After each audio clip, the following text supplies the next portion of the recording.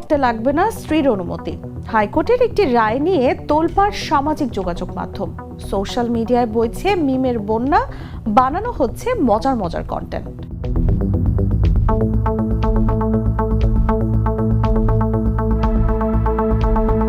কিন্তু অনেকের কাছে স্পষ্ট নয়, বিয়ে বহাল থাকা অবস্থায় অর্থাৎ স্ত্রী থাকা অবস্থায় আরেকটি বিয়ের ক্ষেত্রে কার অনুমতি নিতে হয়। আইনের কোন বিধান নিয়ে রিট আবেদনটি হয়েছিল, হাইকোর্টের রায় কি হয়েছে, আইনেই বা কি বলা হয়েছে, ইসলামই বা কি বলে। জাগো বিশ্লেষণে জানবো এসব প্রশ্নের উত্তর। সঙ্গে আছি আমি তাসলিমা তিথি। দ্বিতীয় বিয়ের ক্ষেত্রে প্রথম স্ত্রীর বদলে সালিশ পরিষদের অনুমতির যে বিধান মুসলিম পারিবারিক আইনে রয়েছে তা বৈধতা পেয়েছে হাইকোর্টের এক রায়। ওই বিধান চ্যালেঞ্জ করে প্রথম স্ত্রীর অনুমতি নেওয়ার বিধান চেয়ে 4 বছর আগে রিট মামলা করেছিলেন সুপ্রিম কোর্টের একজন আইনজীবী। সেই আবেদন খারিজ করে রায় দিয়েছে হাইকোর্ট। পুরো ঘটনাটি একটু ছোট্ট করে বলি। 1961 সালের মুসলিম পারিবারিক আইন অধ্যাদেশের 6 ধারায় বহু বিবাহ ও প্রক্রিয়া সম্পর্কে বলা আছে। 6 ধারার বৈধতা চ্যালেঞ্জ করে সুপ্রিম কোর্টের আইনজীবী ইশরাত হাসান 2021 সালের ডিসেম্বরে হাইকোর্টে রিট আবেদন করেন। আবেদনকারীর ভাষ্য, একজন পুরুষের একাধিক স্ত্রী রাখার স্বীকৃতি মুসলিম পারিবারিক আইনে দেয়া হয়েছে, তবে তাদের প্রতি ন্যায় বিচার ও সম অধিকার নিশ্চিত না করেই আইনে বহুবিবাহের অনুমতির বিধান রাখা হয়েছে।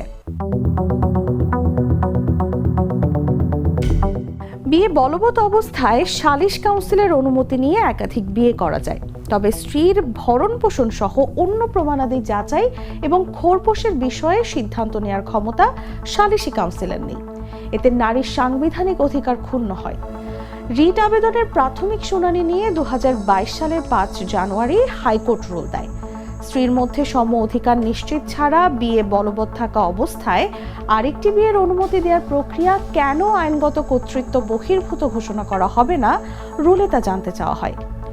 পারিবারিক জীবনের বৃহত্তর সুরক্ষায় বহুবিবাহ আইনের ক্ষেত্রে নীতিমালা প্রণয়ন করতে কেন নির্দেশ দেওয়া হবে না, রুলে তাও জানতে চাওয়া হয়।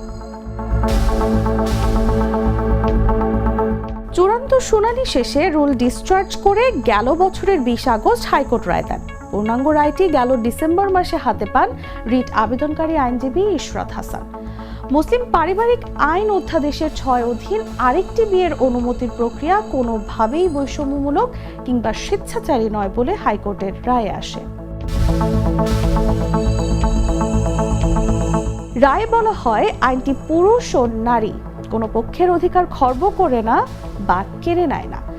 এমনকি এটি বহু বিবাহের জন্য সালিশ পরিষদের অনুমতি দিতে অথবা প্রত্যাখ্যানের ক্ষেত্রে কোনো প্রতিবন্ধকতা আরোপ করে না। সালিশ পরিষদ বিবাহের জন্য কোনো পক্ষের উপর একতরফা কোনো সিদ্ধান্ত চাপিয়ে দিতে পারে না। এজন্য রুল সমর্থন করে উত্থাপিত যুক্তির সারবত্তা না থাকায় রুল ডিসচার্জ করা হয়। এর ফলে দ্বিতীয় বিয়ে করতে সালিশ পরিষদ বা আরবিট্রেশন কাউন্সিলের অনুমতির বিধানই বহাল থাকছে বলে রিট আবেদনকারী আইনজীবী ইশরাত জাহান জানান।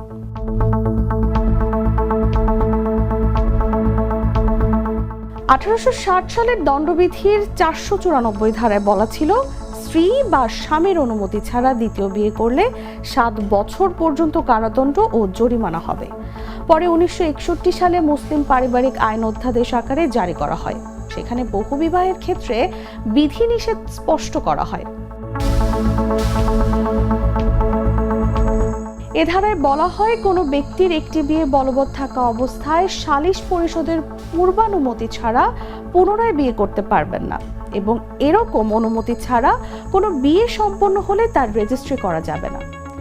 এক বা একাধিক স্ত্রী থাকা অবস্থায় আরও বিয়ে করতে হলে সালিশ পরিষদের অনুমতি নিতে হবে।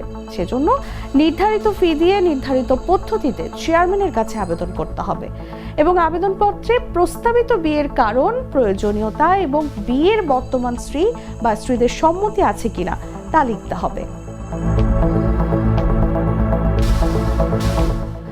আবেদনপত্র পাওয়ার পর চেয়ারম্যান আবেদনকারী এবং তার বর্তমান স্ত্রী বা স্ত্রীদের তাদের নিজ নিজ প্রতিনিধি মনোনয়ন করতে বলবেন এবং এই সালিশ পরিষদ যদি মনে করে যে প্রস্তাবিত বিয়েটি প্রয়োজন এবং ন্যায়সঙ্গত, তাহলে এবং কোনো শর্ত থাকলে তা সাপেক্ষে পরবর্তী বিয়ের অনুমতি দিতে পারবে।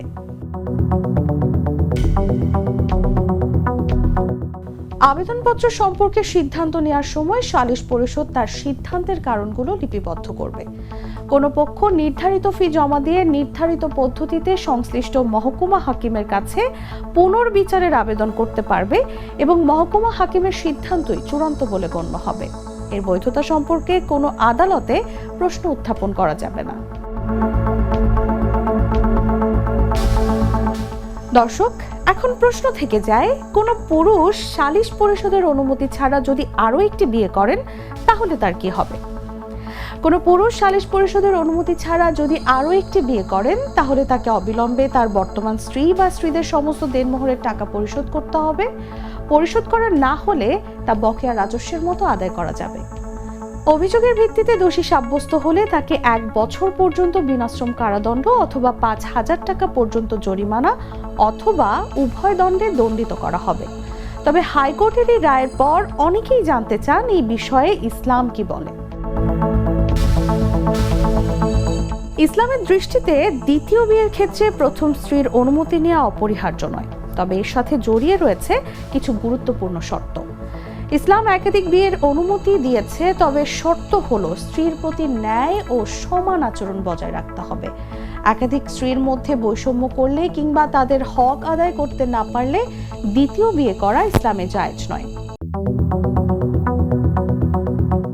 দর্শক, আজ এই পর্যন্তই। জাগো বিশ্লেষণের নতুন আরো তথ্য নিয়ে হাজির হব। সেই পর্যন্ত সবাই ভালো থাকুন, সুস্থ থাকুন এবং দেখতে থাকুন জাগো নিউজ। দুধার চকলেটে একাকার হয়ে ওঠা প্রাণ লেয়ার সম্পর্কের মিষ্টি ম্যাজিক।